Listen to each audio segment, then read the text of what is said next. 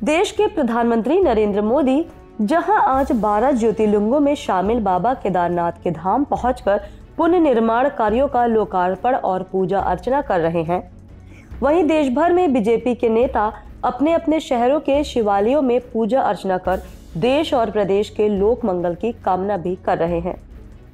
इसी कड़ी में फूलपुर सांसद केसरी देवी पटेल ने दारागंज गंगा तट पर स्थित दशेश्वर नाथ मंदिर और डिप्टी सीएम केशव प्रसाद मौर्य ने भी प्रयागराज में यमुना तट पर स्थित प्राचीन और पौराणिक मनकामेश्वर महादेव मंदिर में रुद्राभिषेक कर पूजा अर्चना की और देश और प्रदेश के लोक कल्याण और उन्नति की कामना भी की।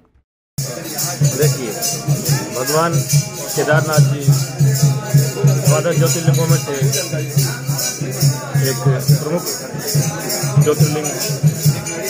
भगवान आदि गुरु शंकराचार्य जी ने वहीं पर अपना शरीर जो है, जो भौतिक देह है, वहीं त्याग करके फिर आगे वो नंदी के ऊपर सवार होकर के और कैलाश की तरफ प्रस्थान कर गए।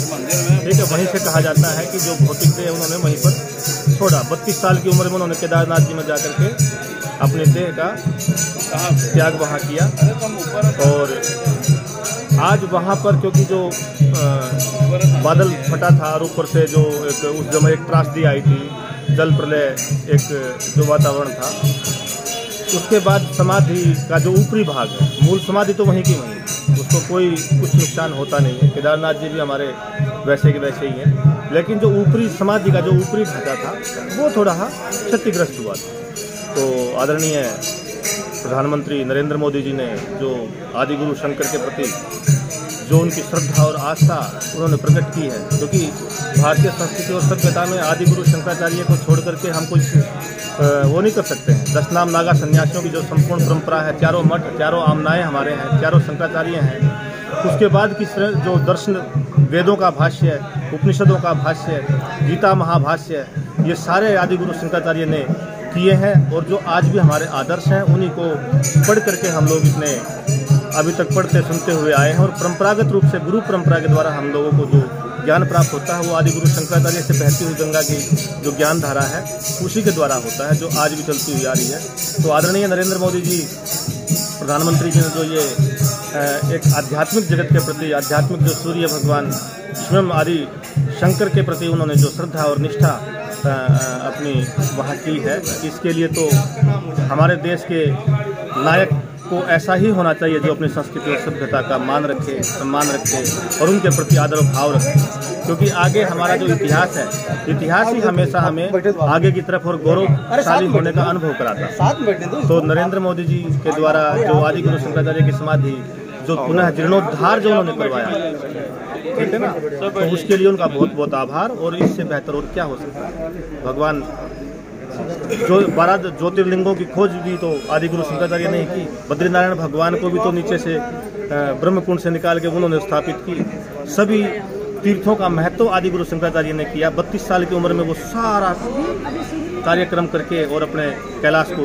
प्रस्थान कर गए थे। तो जो जीर्ण जो समाधि थी, जो क्षतिग्रस्त हो गई थी, उसको पुनः जीर्णोद्धार आदरणीय नरेंद्र मोदी जी के द्वारा हो रहा है। ये बहुत ही शुभ है, बहुत ही अच्छा है।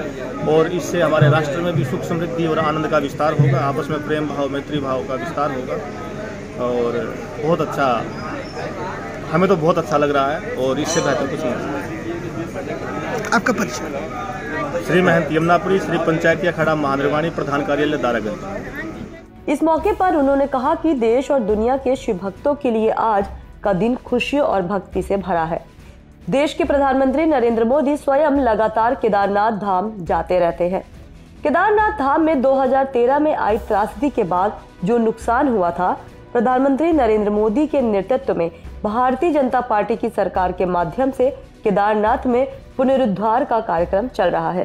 देखिए, यह पूरे देश के लिए नहीं बल्कि दुनिया के समस्त शिव भक्तों के लिए आज का दिन बहुत ही खुशियों से भरा है, भक्ति से भरा है। और माननीय प्रधानमंत्री श्री नरेंद्र मोदी जी जो स्वयं इस प्रकार से लगातार केदारनाथ धाम जाते रहे हैं और जो केदारनाथ धाम में एक त्रासदी हुई थी उसके बाद बहुत कुछ वहाँ पर समाप्त हो गया था। लेकिन माननीय प्रधानमंत्री जी के मार्गदर्शन में उत्तराखंड में भारतीय जनता पार्टी की सरकार के माध्यम से लगातार वहाँ पुनरुद्धार का कार्यक्रम चल रहा है और आज वहाँ पर आदि शंकराचार्य भगवान जी की मूर्ति का भी अनावरण है, दर्शन पूजन है और पूरे देश भर में जो जितने भी शिवालय हैं, प्रदेश में जितने शिवालय हैं, मैं भी यहाँ श्री मनकामेश्वर मंदिर में अभिषेक भी किया हूँ और यहाँ पर बैठ करके माननीय प्रधानमंत्री जी को सुनने के लिए सभी कार्यकर्ताओं के साथ हमारे माननीय अध्यक्ष और हमारे माननीय जन विधायक और सभी पदाधिकारी गण आए हैं। तो आज का दिन हम सबके लिए बहुत खुशी का दिन है।